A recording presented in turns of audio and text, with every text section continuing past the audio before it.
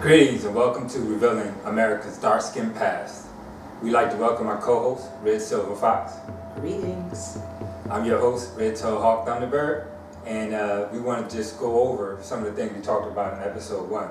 You know, we mentioned the Columbus crew, and so we wanted to just talk about them and then maybe show you why this is important to our history as a dark-skinned indigenous people here in the United States.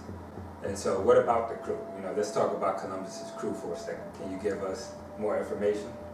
Before Columbus sailed over here, he had trouble getting a crew. People were afraid of making this venture west across the Atlantic that had never been done before. So his trip had to get delayed so that he could get enough crew members.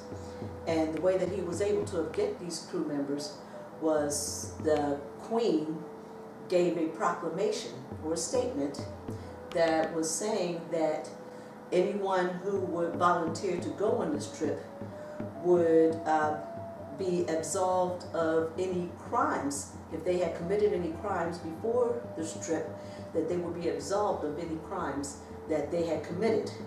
But not only that, they would also be absolved of any crimes that they commit during the trip. And also, 2 months after they come back, they would also be absolved of any crimes that they have committed. And so, you know, I know that as a part of his first trip, that they had to leave a ship behind. Yeah, that's correct, yes. So, one of his ships got grounded, and the ship could not be repaired. So they used the lumber from the ship to make a fort, is what they called it, or a shelter. And they built the shelter, and they used some of the indigenous people on the islands who helped build this shelter for these men, because the 90 men went on the ship. On the 3 ships that came over here. However, all of them could not fit on the 2 ships, so they had to leave a crew of men behind. Okay. Do we have any information about the crew? Did they ever have any communication with this crew again during some of his other trips? Well, when Columbus came back, of course, one of the things that he wanted to do was to get to his men that he had left behind. And when they arrived back at the place where this fort was left, it was no longer there. And so it was a lot of speculation as to what happened to the people that were left behind.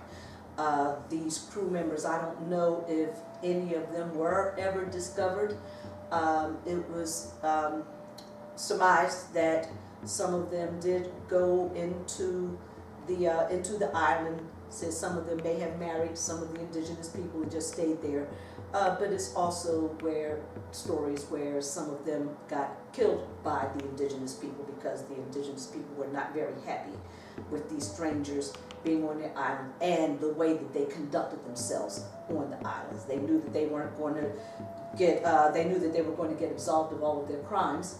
So it didn't matter to them what they did while they were there. Okay, so we're going to leave it right there, and we'll be right back with more of Revealing America's Dark-Skinned Past.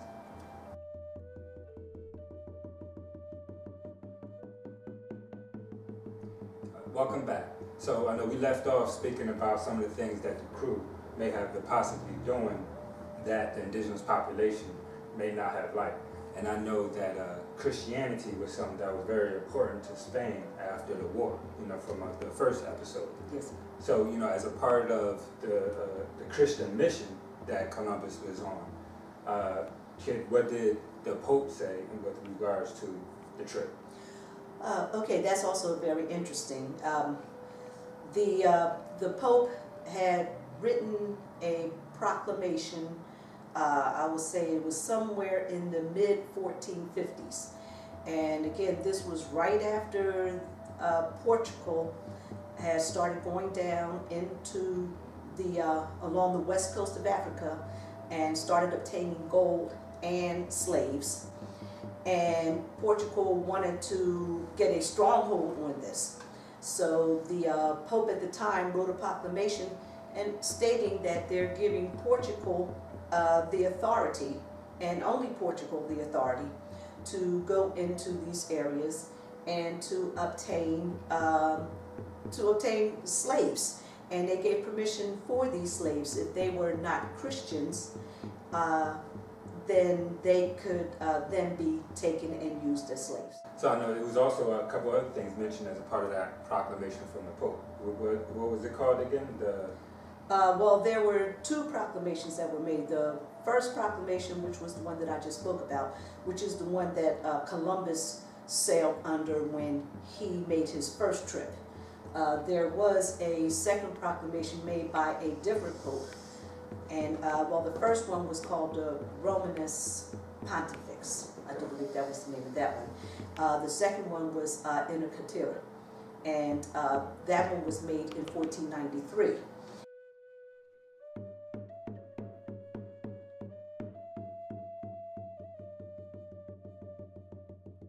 So during the trip, you know, these men had not only a proclamation from the king to be free to conduct their business how they saw from the Pope.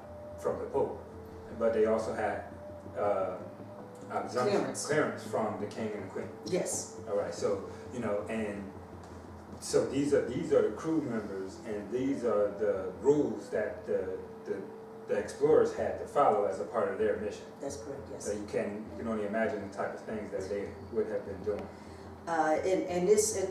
There are a lot of things that are written. Columbus even stated that the men that he had did not even deserve the water that they drank. Oh my goodness. So if he said that, we can only imagine what these crew members were actually like. All right. And so before we wrap it up, you know, we spoke in the first episode about Christopher Columbus never landing in mainland United States. But after his explorations, and actually during some of those explorations, there were other individuals that was landing in the United States. Well, that happened after Columbus's last trip, which is when other explorers were really starting. So that was the early 1500s.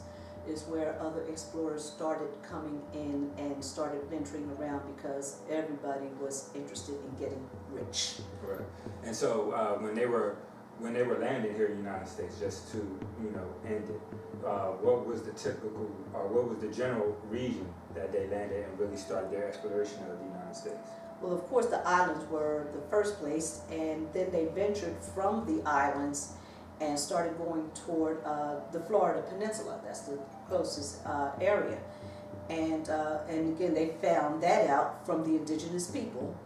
And because the islands are so close, also you can only assume that the people that were on these islands that were trying to escape from these people that were coming there during the 10 years that Columbus was going back and forth, that some of them did venture over and started warning the people that were on the mainland about these things that were going on the islands, so that by the time these other explorers reached these indigenous people of the United States, they were already sort of rebellious because they did not want to be invaded by these people that they had already been hearing stories about.